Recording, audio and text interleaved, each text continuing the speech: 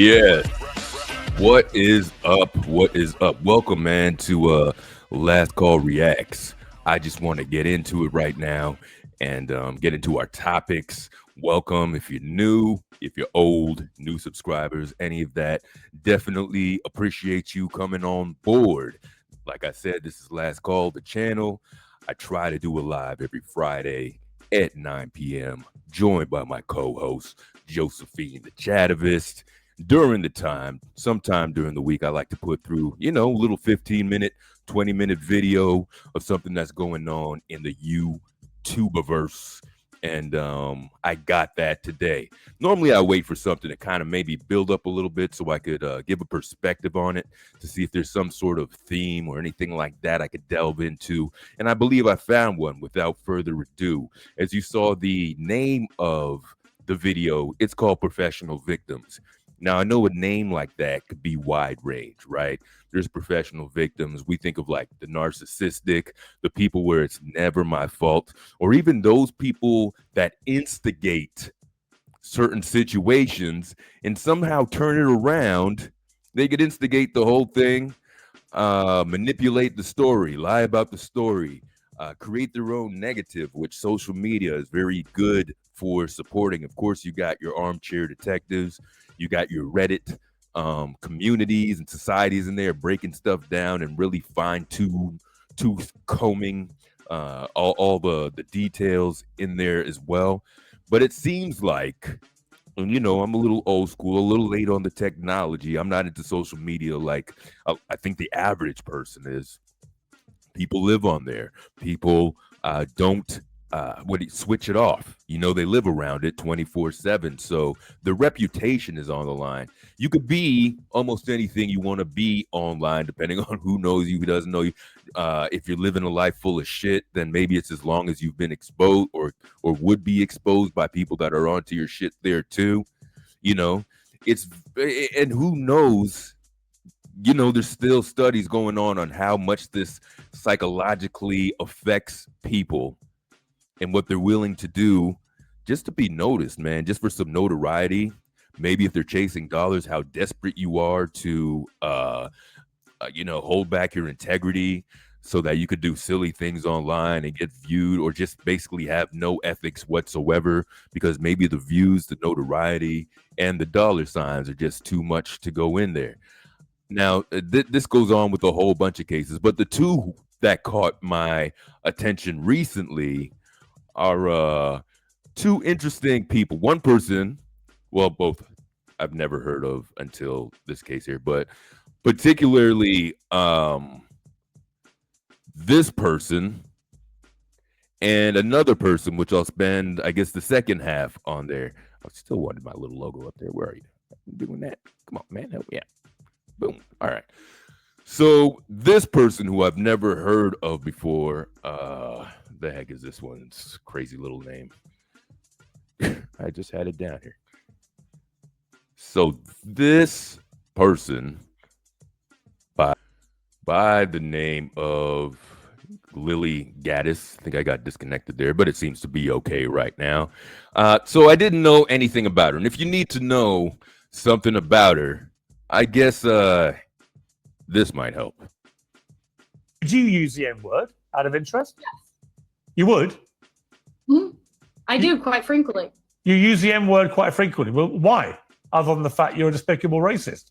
Are you? Some would say I am. I guess according to the ADL, I'm a white supremacist. I'm a neo-Nazi. Yeah, well, if you use the N word repeatedly, you are a racist, then, are you?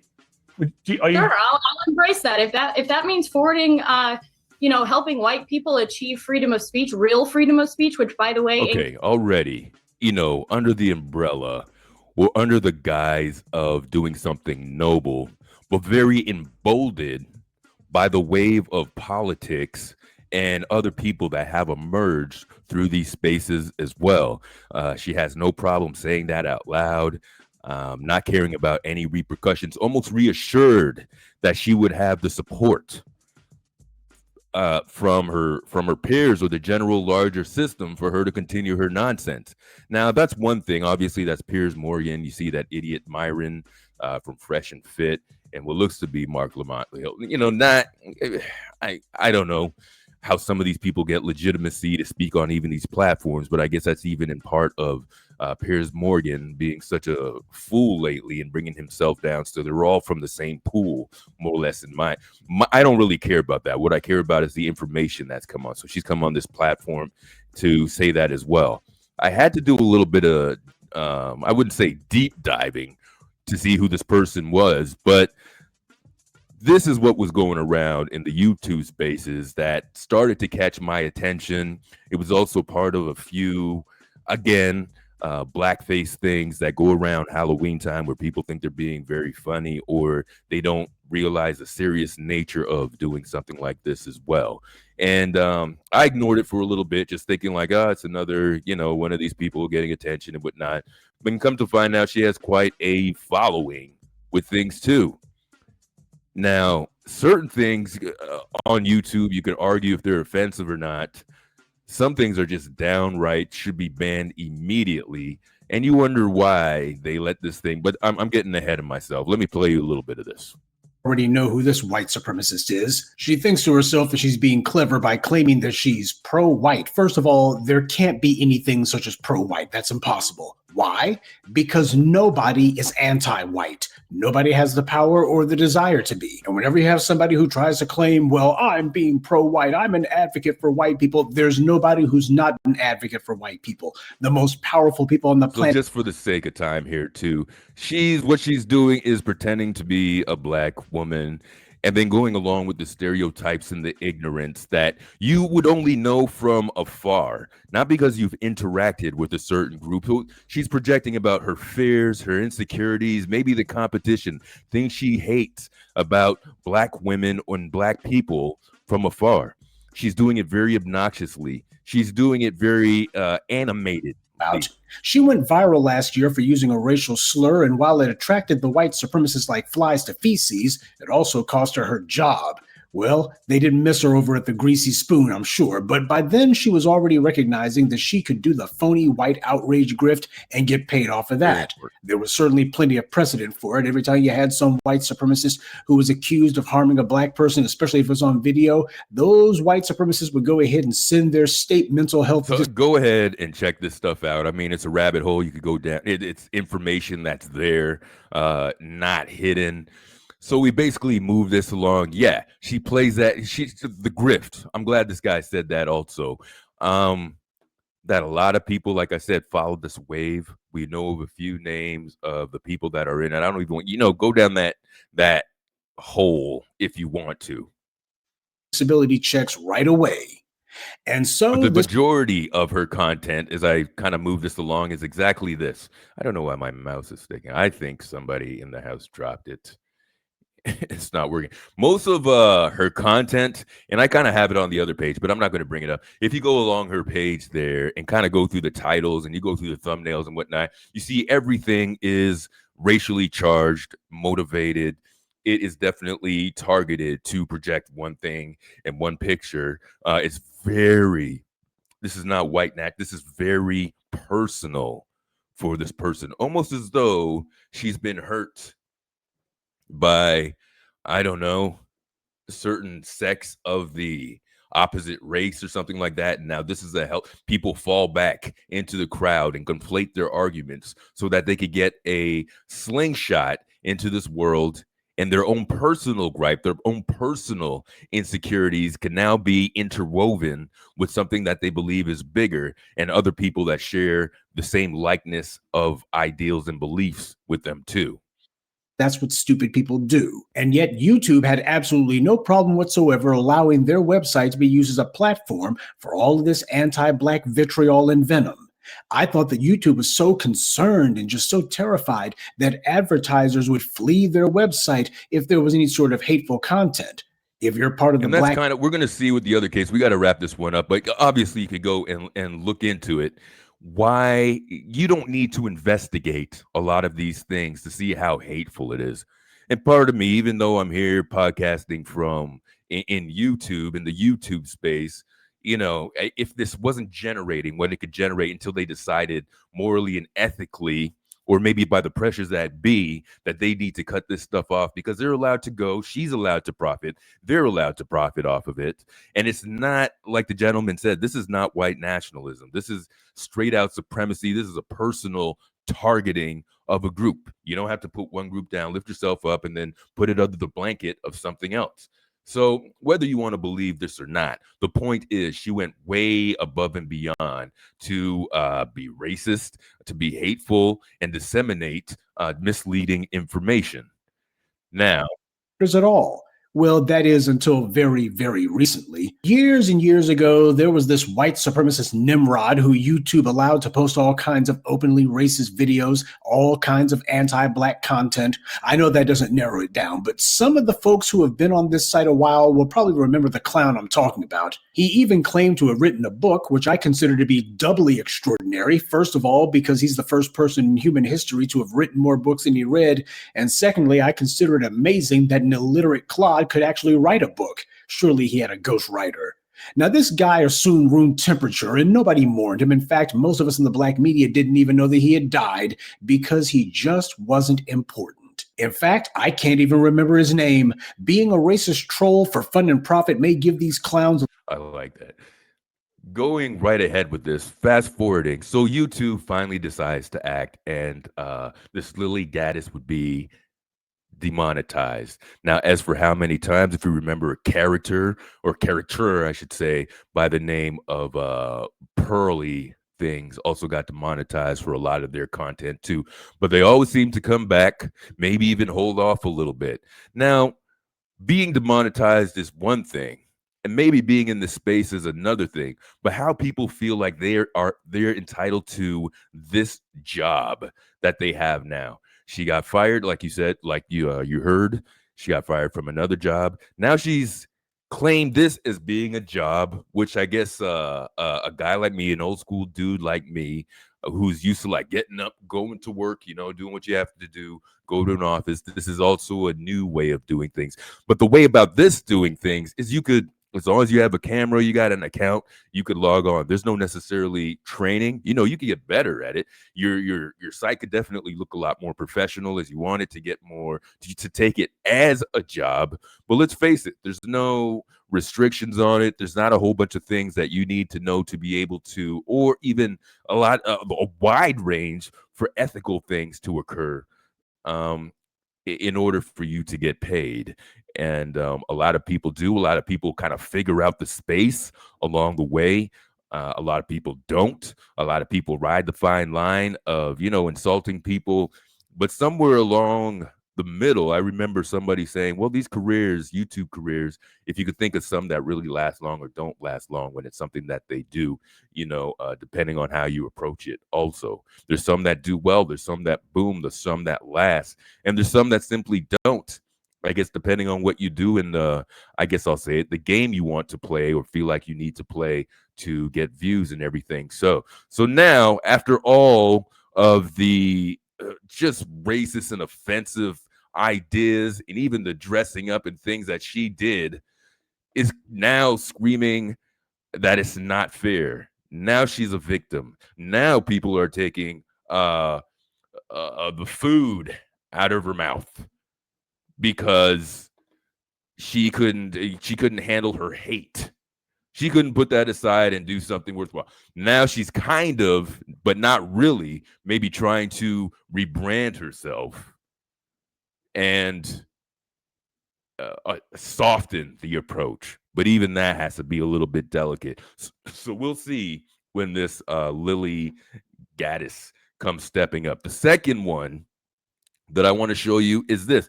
First, what comes to mind if you haven't seen this and you just saw this? Man's world. I'm the victim. Remember, I'm the victim. So this. Now, even before you go into this, you would think, wow, what happened? We got to get, justice and whatnot. And even, I guess now with this coming out and people creating their own narrative of things, people may become a little more skeptical because they've been taken one or two times by just falling out on emotion and taking at face value what somebody tells you, right? Now, I want to condense this a little because if you want to go down the rabbit hole of this is called the DoorDash girl.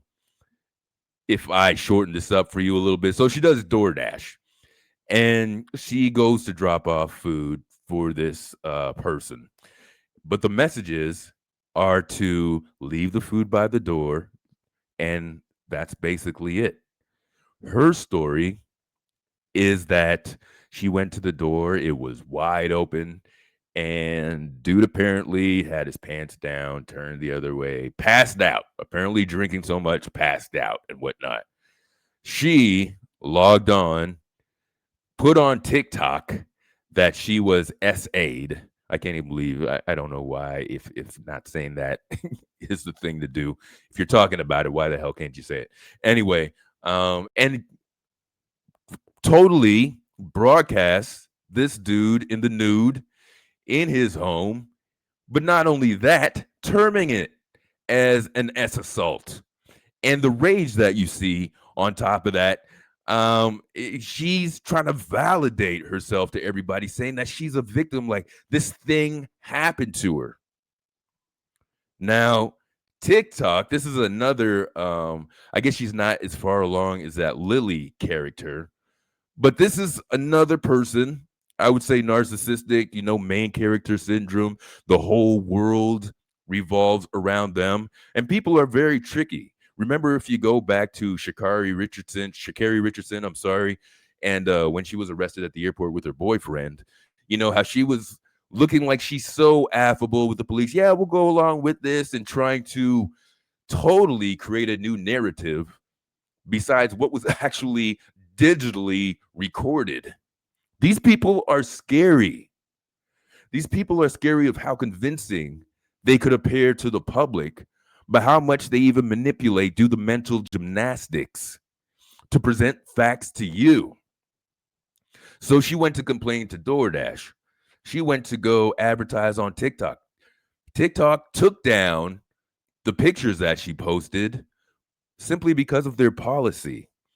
But instead of realizing that it's the policy, her personal narrative and her creation of victimhood feels like she supersedes any rules that exist to mankind.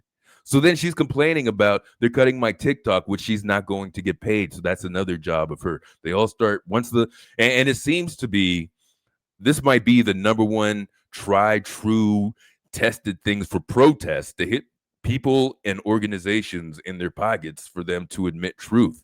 But even through this whole thing with people like this, they need so much information to do a 180 and accept the logic and the facts that's in right. And as a matter of fact, what a lot of these people do that gets them in further trouble is double down.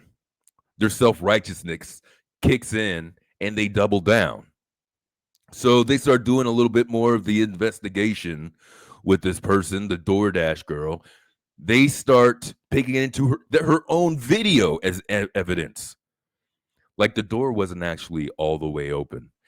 That there were actually instructions to just leave the food by the door. Why did you go in there? Why did you go and put the guy on blast? That was no. And this is what scares me, because this is the same type of person that could get their husbands or boyfriends locked up, or strangers locked up, or 50 years ago strung up from a tree based on a lie, or because your ego's hurt, or because the narrative that you try to kick is not true. And other people have to account for your madness. And this is, it's very tough to see stuff like that. That's why in every major law firm, university, you have like an innocence project or something like that, because people like this put people, not everybody's innocent, but obviously there's enough for these places to be in business and for their students to look into these cases where people are doing 20, 30 years on lies. And what is it? Is it social media that exposes these things, or does it create people like this? I'm more on the side to think that it exposes sooner or later. Because chances are people around you, this isn't the first time you've acted so crazy, might start distancing themselves from you because you always act unhinged. Look how crazy she is before we wrap this up over here. Just a couple more. Oh. Imagine being able to build an app.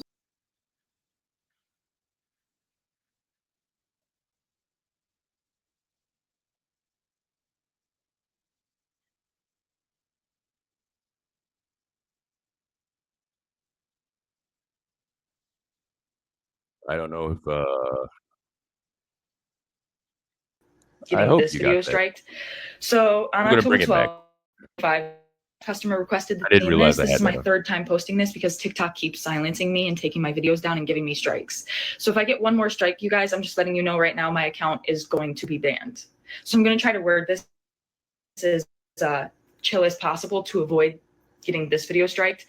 So on October 12th, 2025, the DoorDash customer requested that their order be left at their front door. When I arrived at their front door was wide open. You know that Their already. lights were on, and they were sleeping on the couch within eyesight of the front door with their pants and underwear pulled down to their ankles, and they were indecently exposed to me. I got think this on the video. other thing, not that it matters as much, but he was turned around kind of like an handicap. So I think his butt was like hanging out as he was passed out on the couch. At least a little piece of video that I saw with that too. Just using the term that she was SA'd. She just admitted the guy was passed out. You went in there already from the things that I told you. You know that there's a contrast in the story. I'll let her finish saying that. And I'm not even going to be posting the video clip anymore because I'm pretty sure that's what's getting me the strikes. But yeah, I reported it to DoorDash, and DoorDash did ban the customer. And then 2 days later, DoorDash banned me, which doesn't seem unrelated. I appealed, and they were supposed to respond to my appeal within 7 to 10 business days. They didn't even provide me a reason for my deactivation. They're supposed to send an email. You don't need. You're a whole mess. You're bringing shit exposure to DoorDash with all your nonsense. You didn't think. You just thought about the attention for your little profile there in the back. They didn't. So I contacted support, and they told me to continue with my appeal without knowing a reason why. There's an option to select. Don't know why I was deactivated. You know all ourselves as parents. They also talked about things like how to navigate parenting two different children when they have different strengths and weaknesses. For example, if you have one door was wide open or not. And even if the door was open, there was while they're trespassing. Otherwise, in the state of New York, as is the case in most, if not all states in the United States, when you are in the privacy of your own home, you are allowed to let your freak flag fly. So this person went a little further to get some of the laws and things explained, and siding with the guy actually didn't do anything. And just common sense that if he's in his place, knocked out, I mean, tough look on you if that's the case in your home and whatnot. But she clearly went above and beyond to create herself as this victim, as she wasn't. Now, what happens is you're going to delegitimize real victims. And this is what the danger is. Going to think that everybody's crying wolf because you were. This is a very dangerous precedent to set. I'm glad eventually people like this are found out, that people are doing their homework and not taking the bait right away and kind of doing their homework with this. But we have to be careful. The larger concern for me is what it could do to somebody if there is no exposure, if there's no cameras or anything like that. Say you have this young girl running away, guy's got his pants down, waking up out of a fog. Like, what happened? She's screaming like, rape, rape, rape. And you got to defend yourself from there when you're just some jackass that drank yourself to sleep on your sofa. So very, very crazy things there. And what it comes down is to, maybe it's a certain way that people are growing up. Nobody calls people on their shit anymore, or it's just so easy to double down and be left alone so nobody bothers you, and you could continue, in your way, being a victim, galvanize people that way when it's unsubstantiated. But again, maybe only that could last so long, as we're seeing with these people here. YouTube has to, or any social media has to do a lot better job with just monitoring these things and having a zero tolerance policy to bring these people to such a larger audience so that doesn't spread anymore. Anyway, I would love to hear your comments. Drop me a comment, a like, share this with somebody you know would like it. Subscribe for me. Shout out to new subscribers and everybody that is on board and watching this for the first time or coming back. Join me on Fridays at 9 p.m. for my podcast. Appreciate you being here. Last call out, man.